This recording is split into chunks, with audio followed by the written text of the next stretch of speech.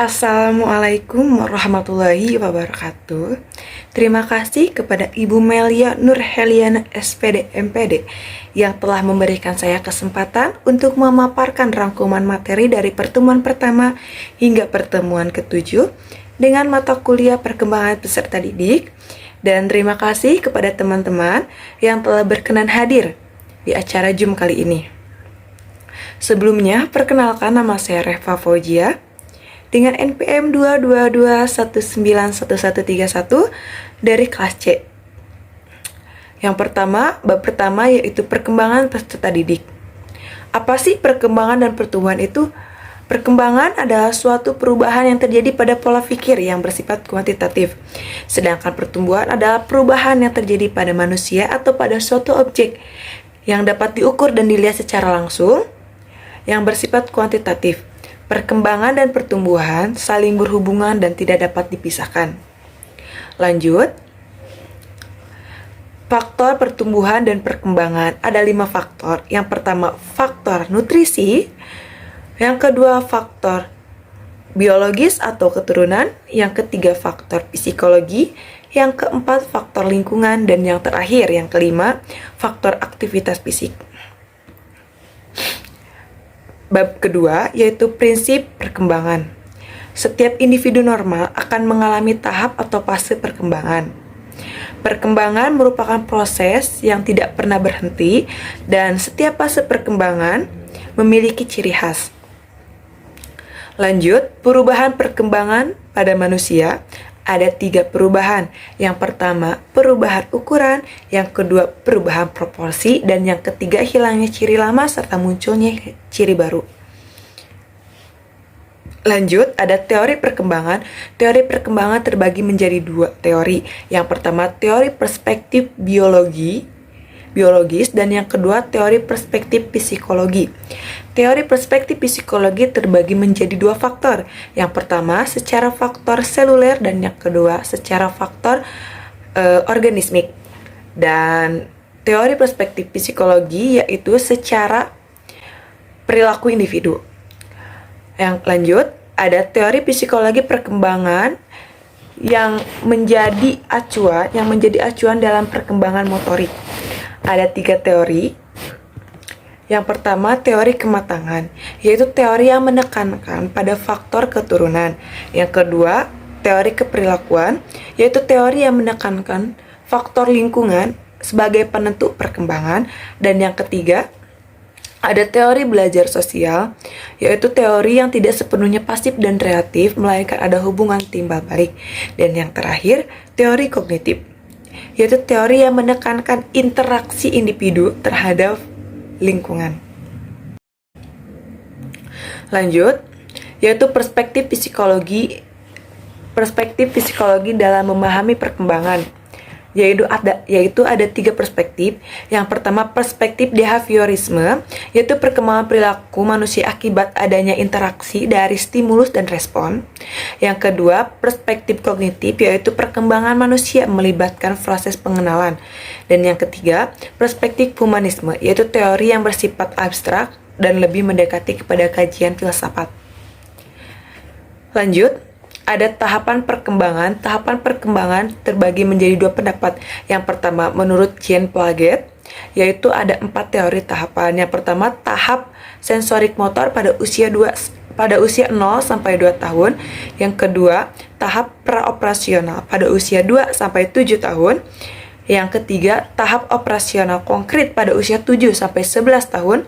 Dan yang terakhir, tahap operasional formal pada usia 11 sampai 18 tahun. Dan yang kedua, menurut Kolb, ada 4 tahapan. Yang pertama, tahap pengalaman, tahap pengamatan, tahap konseptualisasi, dan tahap eksperimentasi. Lanjut. Bab ketiga yaitu tugas-tugas perkembangan dan permasalahan. Tugas perkembangan yaitu tugas yang membawa individu kepada kebahagiaan dan keberhasilan jika kehidupan tersebut dijalani dengan berhasil.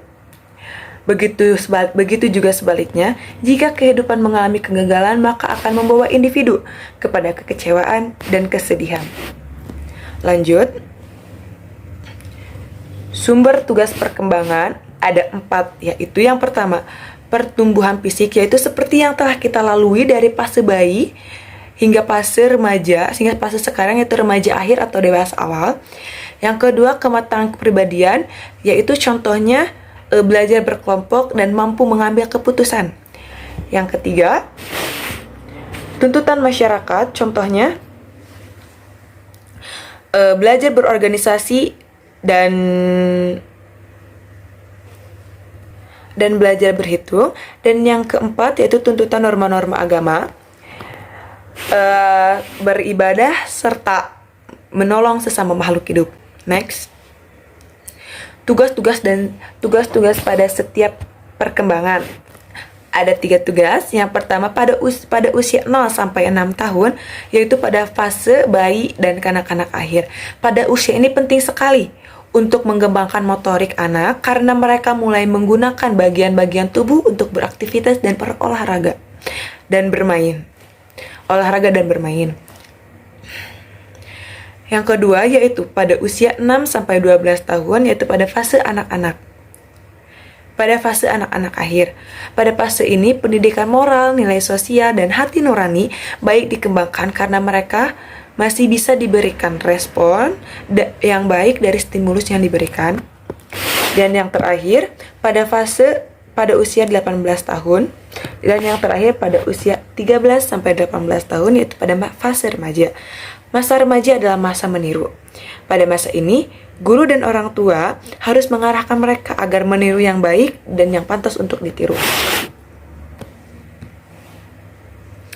Lanjut, yaitu faktor-faktor yang mempengaruhi penguasaan tugas-tugas perkembangan. Ada 2 faktor, yaitu faktor internal dan eksternal.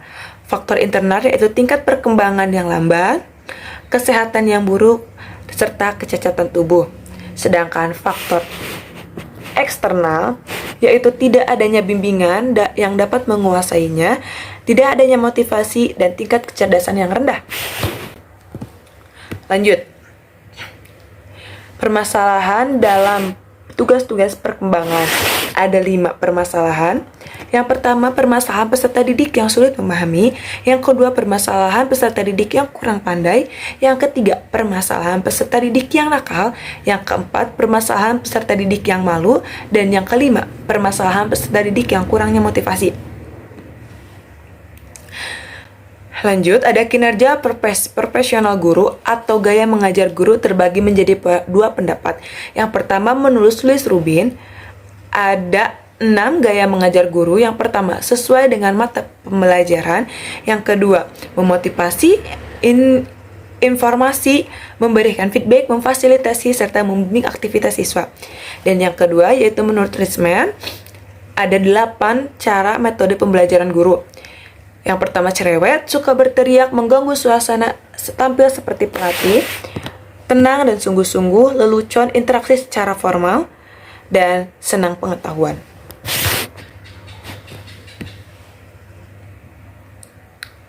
Lanjut ke bab 4, yaitu pubertas dan perkembangan fisik. Apa sih pubertas itu? Pubertas adalah suatu periode terjadinya perubahan pada fisik, fisiologi, dan kematangan sosial secara cepat, terutama pada fase remaja awal. Lanjut, kriteria pubertas pada laki-laki yaitu ada 4, yaitu mengalami mimpi basah, terjadinya perubahan suara, tumbuhnya jakun, serta tumbuh rambut di sekitar kemaluan, ketiak, dan kumis. Sedangkan bagi perempuan, yaitu menstruasi, tumbuh payudara, pinggul membesar, serta tumbuh rambut pada kemaluan dan ketiak.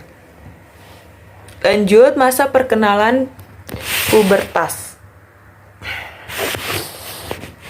Sebagian besar pria memproduksi sperma pada usia 14 tahun. Pada saatnya sama, tumbuh rambut pada kemaluan. Sedangkan bagi wanita, yaitu payudara mulai tumbuh dan menstruasi mulai mengalir. Lanjut, yaitu kerawanan pubertas pada remaja. Ada 6 Ada 6 kerawanan atau permasalahan pada saat pubertas, yaitu ingin menyendiri, bosan, inkoordinasi, emosi tidak stabil, hilangnya kepercayaan diri, dan terlalu sederhana dalam penampilan atau tidak mementingkan penampilan. Lanjut. Makna periode remaja ada 4. Yang pertama, Buchler, yaitu masa kebutuhan. Yang kedua, Spenger, yaitu yaitu jelasnya tujuan hidup. Dan yang ketiga, Hoffman, masa pertumbuhan sikap, perbentukan sikap. Dan yang terakhir, Erikson, yaitu masa yang amat kritis. Tugas perkembangan remaja ada 8 tugas. Yang pertama, menerima keadaan diri dan penampilan diri. Yang kedua, belajar berperan sesuai jenis kelamin. Yang ketiga, mengembangkan kemandirian. Yang keempat, mengembangkan kemampuan keterampilan intelektual.